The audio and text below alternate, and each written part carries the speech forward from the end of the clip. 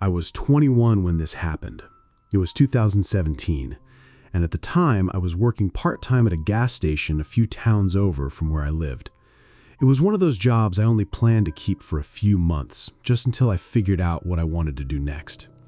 The shifts were usually easy, a lot of ringing up snacks and cigarettes and stuff like that, more so than the occasional person paying for gas and cash. During the day it was annoying, but normal. The nights were different. The nights dragged. The place felt too bright inside and too dark outside, and every customer felt a little stranger. That night, I was working the closing shift by myself, and I still think about it all the time. The store closed at midnight. Around 9 or 10 at night, the phone started ringing. I answered without thinking anything of it. The second I picked up, I heard this weird voice. It was low and drawn out, like someone trying to sound like a killer in a horror movie. It reminded me right away of Ghostface from Scream. It sounded really forced, like someone trying to do an impression, but yet it was still unsettling. The voice asked if I was all alone in the store. I just stayed quiet for a second, then said something sarcastic like, "Yeah, you got me," and then I hung up. I figured it was one of my friends messing with me. I texted the group chat and asked which one of them was calling the store pretending to be a serial killer. They all found it funny and acted confused at first. One of them asked what I was talking about. Then another said he was at home. I assumed they were just lying because that would have been the obvious response if they wanted to keep the prank going. About 10 minutes later, the phone rang again. It was that same fake horror movie voice. This time they asked why I hung up. I once again sarcastically said, "All right, you got me." The voice let out this soft laugh that sounded weirdly real, not playful like I expected. Then it said, "I shouldn't be rude to people who know where I am." I hung up again, but this time I felt a little off. It was probably still a joke, but there was something about how calm the person sounded that got me. I kept trying to shake it off. Customers were still coming in at that point, enough to keep me distracted. People getting gas, buying beer, and getting lottery tickets. But every time it slowed down, I found myself looking at the phone. It rang a third time around 10:40. I answered, and I immediately regretted it. The voice asked if the store always got this quiet that late. That got under my skin more than I want to admit. I said nothing and hung up. After that, I texted my friends again, this time more seriously. I said it was getting old and asked who was doing it. Again, they all denied it. I started messaging them one by one. It was the same thing. One was with his girlfriends, one sent me a picture from his basement, one was apparently at a friend's house almost half an hour away. At that point, I started getting annoyed instead of scared. I thought maybe they had someone else doing it. But the truth was, even though the caller never said my name, he was saying things that match what was happening in the store, like how quiet it was. Around 11 o'clock, the calls started coming closer together. I stopped answering after the fifth one. The phone would ring, and I would stare at it and let it stop on its own. Then a minute or two later, it would ring again. That went on for maybe 15 minutes. I started checking the cameras more. There were a few around the outside of the building and a few inside. The store sat by itself off a road that got pretty dead at night. There was a small patch of woods behind one side of the building and an alley-like area where the dumpster was. The outside cameras weren't great. They had blind spots and the picture at night was grainy. Still, I kept flipping through them, half expecting to catch one of my idiot friends crouched outside laughing. I didn't see anyone, though. Then I started hearing little sounds outside, which at first I told myself was nothing. For example, a tap somewhere. Then what sounded like a light scrape near the sidewall. Then a noise by the back that sounded like someone stepping on loose gravel. It got to a point where I couldn't dismiss it any longer. I texted the group chat again and told them to seriously stop. I even sent a picture of the empty store and wrote that this wasn't funny anymore. They kept denying it. One of my friends actually called me from his normal number and I told him what was happening. He sounded genuinely confused and said he wasn't joking, nor was he involved in any joke. He told me to lock the door early if I had to. I didn't want to do that unless I really felt I needed to. Part of me still thought I was making too much of it. At around 11:40, one last customer came in. I remember the exact sound of the door opening because it made me jump. I looked up and saw just a regular-looking guy at first, maybe late 20s or 30s. Nothing outwardly crazy about him. He wasn't dirty or dressed weird. He just had this blank expression. He didn't say hello. He just walked in and started moving through the aisles. I watched him on the cameras while pretending not to. He took way too long for someone who ended up buying one bag of chips. He kept drifting to different aisles and then stopping. More than once, I saw the top half of his face appear above the shelves while he looked toward the counter, not in a casual way either. I felt like he was checking on me. I kept thinking maybe he was high, or maybe he was tired, or maybe he was deciding what he wanted. But my stomach had that heavy feeling by then, like my body already knew something was wrong before my brain wanted to admit it. He was in there for at least 8 or 9 minutes. Then he finally came up to the counter with a bag of chips. He still didn't say a word, so I didn't either. I just took the chips and scanned them. When I looked down at the register, everything felt normal for 1 second. Then I looked up and caught him staring directly into my eyes. He held it for maybe 2 seconds. It doesn't sound long, but it was. There was no expression on his face when he did it. Then he looked down and paid. I handed him back the bag, and he turned and walked toward the door. I remember thinking maybe I was overreacting, maybe he was just a weird guy. But right as he got to the door and pushed it halfway open, he stopped and turned his head back toward me without fully turning his body. His chin was slightly lowered, so his eyes had to look up at me. Then he smiled. I still don't know how to explain that smile without sounding dramatic. It looked like he knew exactly how creepy he looked, and he was doing it on purpose. It made every hair in my body stand up. Then he stepped outside, and instead of walking toward any of the pumps or toward a car, he walked around the side of the building. When he did it, he kept his eyes on me through the glass. He kept that smile too. I just stood there watching him until the angle cut him off.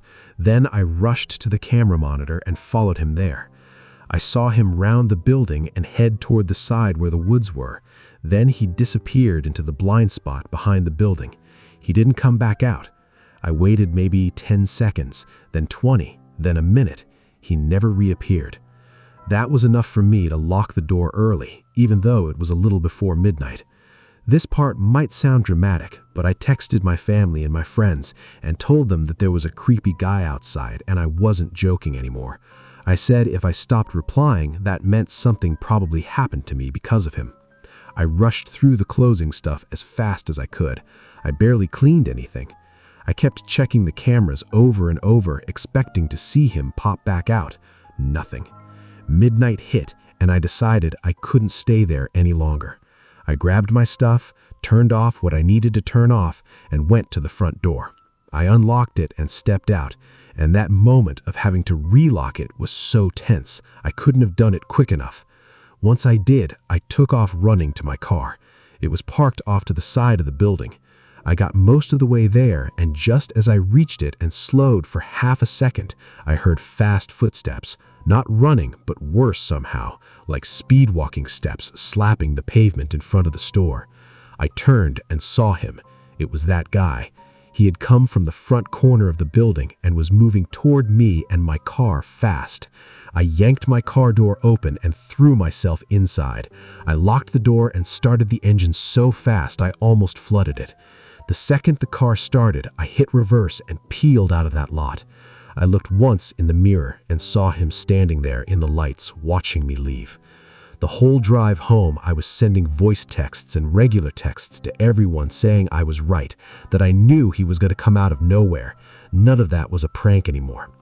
The next day, I texted my boss and told him exactly what happened.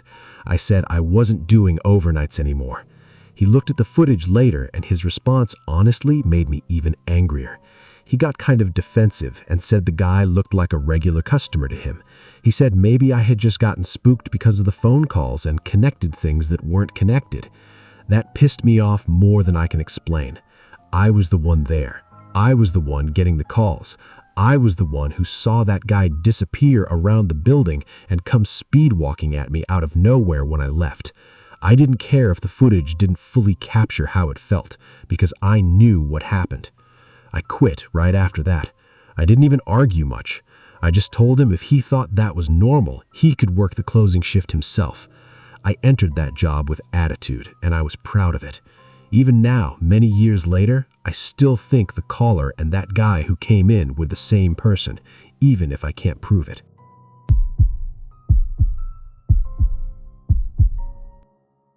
My name is Cadence.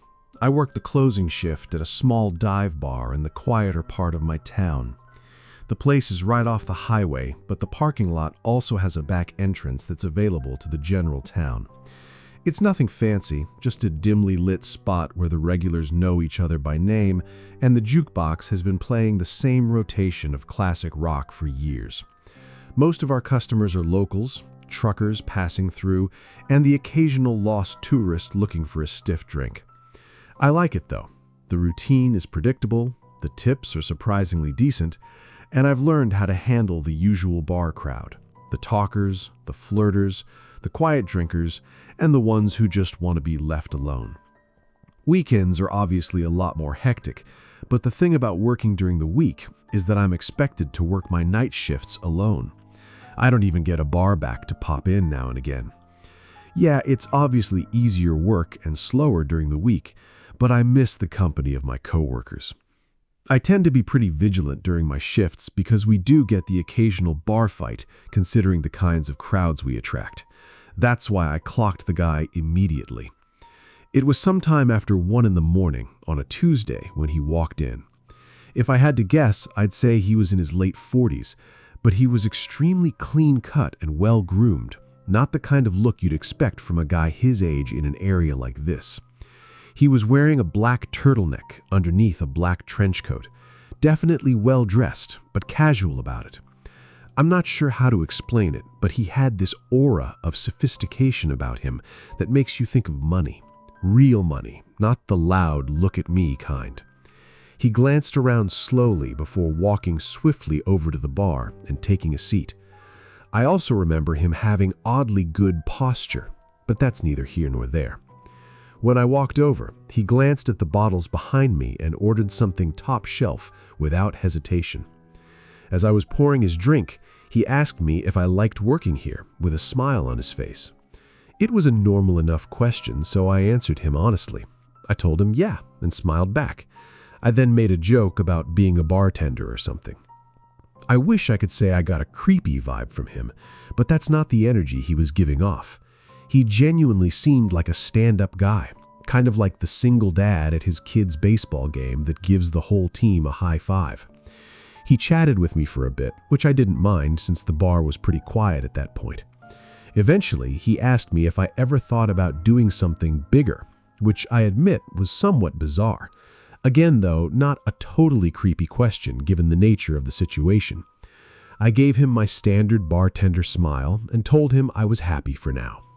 He nodded and sipped his drink, seemingly disappointed at my answer for reasons I didn't understand. After a long pause, he asked me what time I got off, out of nowhere. That question surprised me.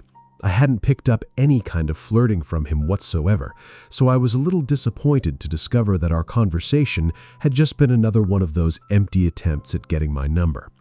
I smiled and gave him a vague answer, trying to brush him off in a friendly way without seeming uptight. Before he could answer, I busied myself and began wiping down the counter, but he didn't press. He just smiled, like he already knew, then drained his drink and pulled out a crisp $100 bill, laying it gently on the bar like it was nothing. Then, without another word, he walked out into the night. I didn't really know what to make of the encounter. I know it sounds like nothing, but his demeanor was just so far off my radar that I was intrigued. Either way, I figured I was never going to see him again and got on with my life. As it would turn out, though, I was wrong. About a week later, he came back. Only this time, he wasn't alone. There was a woman with him. She drew my attention since I hadn't seen her before. She looked like she was in her mid-30s and was dressed in a way that didn't quite match her age. Trendy, but off, like someone trying a little too hard to blend in with a younger crowd. I watched her closely as the two of them approached the bar. Everything about her seemed calculated, from the way she smiled too easily to the way she leaned against the bar like we were already friends. As I was setting down napkins in front of them, the very first thing she said to me wasn't a hello or a drink order, but a compliment. She put on this overly joyful smile and said, "You're so pretty." Her fingers brushed against my arm as she said it, lingering just a second longer than normal. I laughed and thanked her, but I could instantly tell that something was off about this woman. The man didn't speak, which I thought was also a little strange given that he had been so talkative last time. They ordered drinks and poured them, and that's when questions came flooding in. The woman asked me how long I'd been working here, along with how old I was and a bunch of other small talk questions like that. I answered in short, polite sentences, but I got the sense that this wasn't small talk. She was studying me. At one point, she looked over at the man, and it seemed like they were communicating despite not speaking. She looked back at me and told me that she ran an exclusive event club. She leaned in a bit as she said it, lowering her voice as if to prevent her being overheard by another patron. She told me that she's always looking for young, fun people for private parties, and that I'd make a killing, 10 grand for a weekend. I let out a small, forced laugh and told her it sounded too good to be true. She insisted that it was real and told me that a bunch of girls like me worked for them. Her smile never faltered at any moment, which was starting to creep me out. She steered the conversation back to the job, circling around the same words: fun, safe, exclusive. Then, casually, she said, "You should step outside for a second. There's someone who can explain it better." My pulse kicked up. I wasn't playing around at that point. I didn't even bother pretending like I wasn't creeped out. "I'm good," I said in a firm voice, no smile on my face this time. Just then, a group of customers walked in, laughing and talking loudly. The woman's expression changed in an instant, her friendly mask slipping just slightly before she turned to the man beside her. Without another word, they left. I'd be lying if I said I wasn't unsettled after that. Those random people had just propositioned me for God knows what. I told my coworkers and my boss about the situation, and we all agreed to keep an eye out should those people return. My boss assured me that he was always a 15-minute drive away should I need him, and the bar security cameras were typically enough to deter any misbehavior. There wasn't really much I could do beyond that. It's not like those people had done anything illegal. I tried to push it out of my head, but a few nights later, after closing, I saw the car. It was parked across the street, engine off, just sitting there. I tried to tell myself it was nothing, but the feeling of being watched crawled over my skin like static. As I walked to my car, I kept my head down, my keys clutched tight in my hand. When I pulled out of the lot, I checked my mirrors. The car followed. It stayed back just enough to avoid suspicion, but every turn I made, it was still there. I took a random turn onto a side street, and it followed. Another. Still there. I started freaking out internally. I knew it was them. I forced myself to stay calm, to think. Then, without hesitating, I navigated and pulled into the parking lot of a police station, gripping the wheel so tightly my knuckles practically turned white. The second I pulled in, the car sped off. Nothing happened after that for a while, but I knew it wasn't over. It turned out I was right. It was a slow weekday shift, barely anyone coming in. By midnight, I was wiping down the counter, half thinking about closing early when the door creaked open. It was the woman. I immediately sent my boss a text, as inconspicuously as I possibly could. I looked back up, and the woman was staring at me with that same artificial smile. She walked slowly to the bar and sat down with her hands folded neatly. I was debating just telling her to leave when she said, "Thought I'd come check on you." My stomach started twisting, but I did my best to hide it. I told her we were about to close and that she had to leave, but she made this pouty face and asked for just one old-fashioned. I thought about denying her, but I figured pouring the drink would stall her long enough for my boss to arrive. So I turned around and got started, trying to keep my cool. And then I heard it.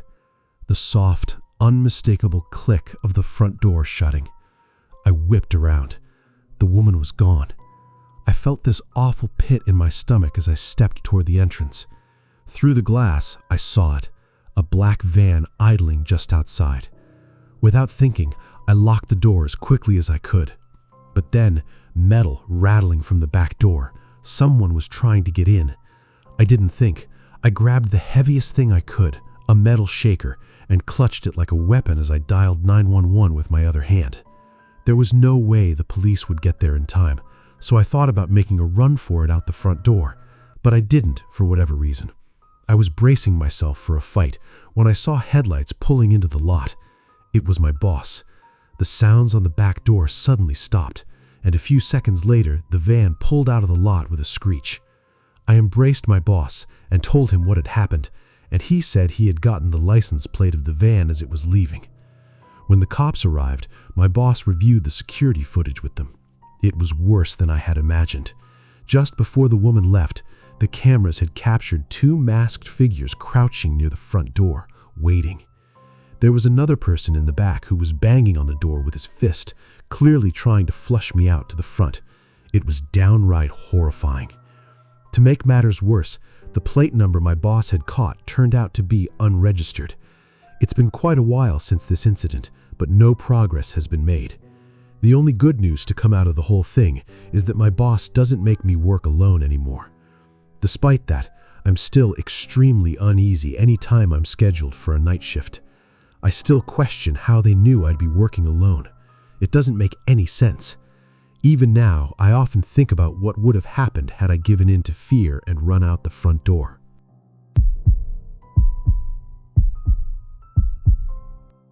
I used to work the night shift at a gas station/convenience store off a quiet stretch of highway.